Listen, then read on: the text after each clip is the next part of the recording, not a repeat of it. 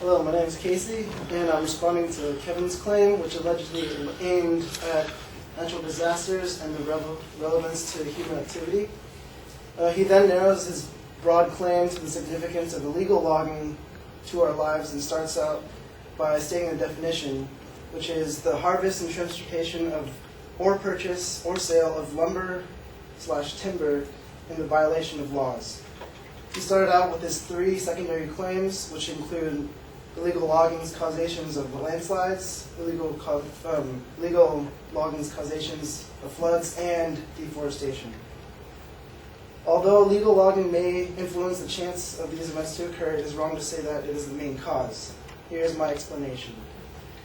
He supports his first claim by giving an example of a deadly landslide that occurred in Jakarta of Indonesia, which killed 39 on April 23rd of 2004.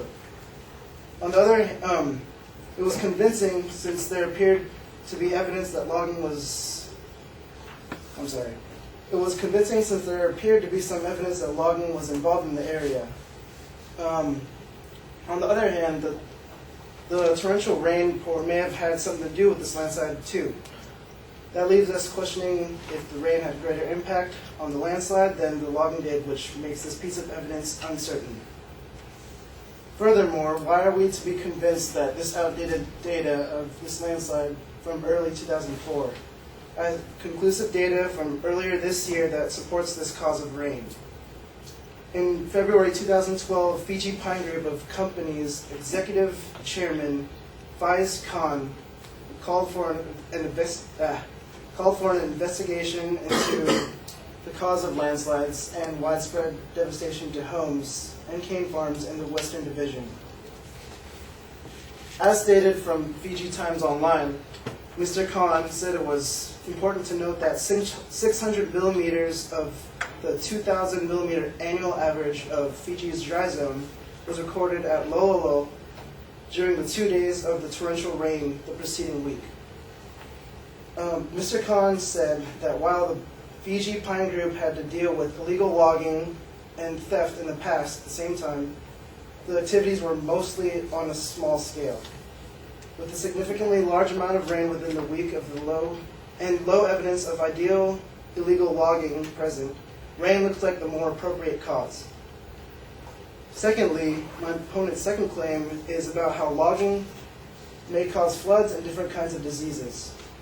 The advocate states that the aftermath of floods forces to congregate people to overcrowded evacuation areas, which undoubtedly could give birth to new diseases.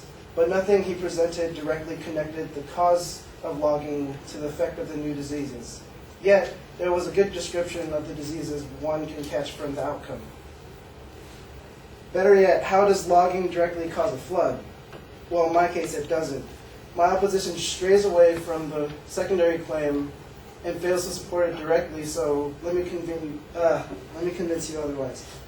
The conventional view over 100 years has been that forests prevent floods by acting as a giant sponge, soaking up water during heavy rains. But according to the UN Food and Agriculture Organization, FAO, and the Center for International Forestry Research, CIFOR, they say that floods blamed on illegal logging almost always occur after prolonged rains, which saturate the soil so that it can no longer absorb any water. Think of a full sponge. Rain has nowhere to go but into the rivers where it fills them to overflowing levels. Looking back, I've covered a few points why illegal logging does not cause landslides or floods, although the cause of diseases and deforestation are omitted from my refutation.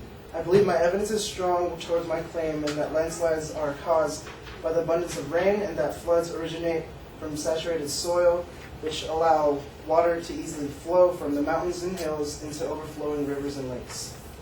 Thank you.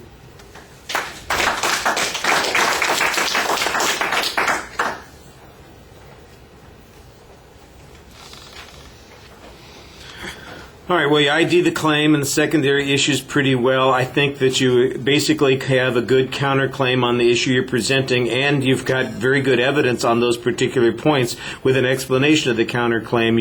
You have some that is particular to the places that you're talking, that he was talking about. You've got a more recent example that illustrates that point, and you've got pretty authoritative organizations that suggest that the real source of the problem is the amount of rain that they're getting and not the logging. And I think you want to contrast that a little bit to the evidence that the advocate presented, so I think you could talk a little bit more about the evidence that they used, but I thought that your information and your response was really solid. The one thing I would suggest about your presentation is that you need to look at the audience and talk to us a little bit. You're doing so much reading that it doesn't really add to your credibility. The thing that helps you the most is the fact that you've got, like I said, 2 or 3 good pieces of information that apply directly to those points. All right, thank you.